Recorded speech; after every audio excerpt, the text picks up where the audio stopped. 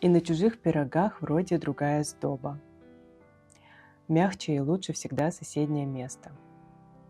Только хозяйка этого чудо-дома знает, как сложно взбивалось тесто, как не всходило, как оно липло к рукам,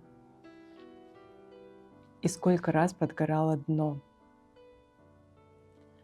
Есть лишь один секрет идеального пирога – 1000 неудачных попыток до. И не сдаваться, не бросать свои пироги, снова и снова пробовать и мести. В окнах чужих такие же, как и мы, только не сдавшиеся на полпути.